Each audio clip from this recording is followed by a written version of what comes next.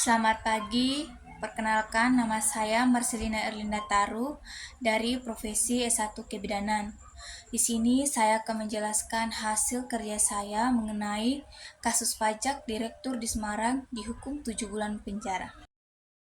Direktur sebuah perusahaan jasa transportasi CV, Bumi Raya dihukum 7 bulan penjara dan denda 11,74 miliar terkait tindakan pidana perpajakan. Terdakwa bernama Seo Tijono itu menyampaikan surat pemberitahuan SPT masa pajak pertambahan nilai PPN dengan isi yang tidak sesuai kenyataan. Hukum tersebut diketok majelis hakim yang diketahui Hakim Muhammad Zainal Arifin di Pengadilan Negeri Semarang Rabu tanggal 9 bulan 11 2016. Hakim menilai Setojono terbukti menyampaikan SPT masa PPN masa pajak Januari-Desember 2007 dan tidak benar. Perbuatan curang ini dilakukan Setojono dengan membuat faktur pajak yang tidak berdasarkan transaksi ekonomi yang sebenarnya. Selain itu, berdasarkan keterangan saksi dari pihak-pihak perusahaan, tidak ada yang melakukan transaksi jual beli dengan CV Bumi Raya dengan perkara itu. Soe Tijono berbukti melakukan tindak pidana melanggar pasal 39 ayat 1 huruf C pasal 43 Undang-Undang Nomor 6 Tahun 1983 tentang Ketentuan Umum dan Tata Cara Perpajakan yang telah diubah dengan UU Republik Indonesia Nomor 16 Tahun 2000.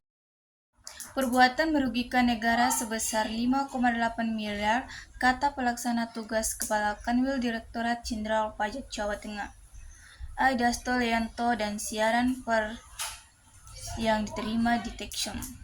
Kamis, tanggal 10 bulan 11 2016. Dasto mengatakan tidak hanya perkara tersebut yang proses terus berlanjut.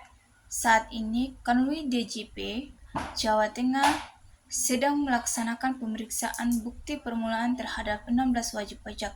Dasto menjelaskan dengan berlakunya Undang-Undang Republik Indonesia Nomor 11 Tahun 2016 tentang pengampunan pajak. Setiap wajib pajak berhak mendapatkan pengampunan pajak. Namun hal ini tidak berlaku bagi wajib pajak yang sedang menjalani penyidikan dan berkas penyidikan sudah dinyatakan lengkap oleh kejaksaan. Pengampunan pajak juga tidak berlaku terhadap wajib pajak yang sedang dalam proses peradilan atau wajib pajak yang sedang menjalani hukuman pidana atas tindakan pidana bidang perpajakan. Oleh sebab itu, diimbau kepada wajib pajak baik yang sedang dilakukan proses pemeriksaan bukti permulaan maupun penyidikan untuk memanfaatkan Undang-Undang Pengampunan Pajak. Jadi menurut pendapat saya mengenai kasus tersebut, perpajakan itu sebuah kegiatan pemerintah berkaitan dengan pengelolaan keuangan yang mempunyai tujuan untuk meningkatkan kesejahteraan rakyat melalui perbaikan dan penambahan pelayanan publik sehingga pemerataan dan peningkatan kesejahteraan masyarakat dapat tercapai serta mengurangi kesenjangan sosial antara penduduk. Sayangnya, kesadaran masyarakat Indonesia untuk pentingnya membayar pajak sangat rendah.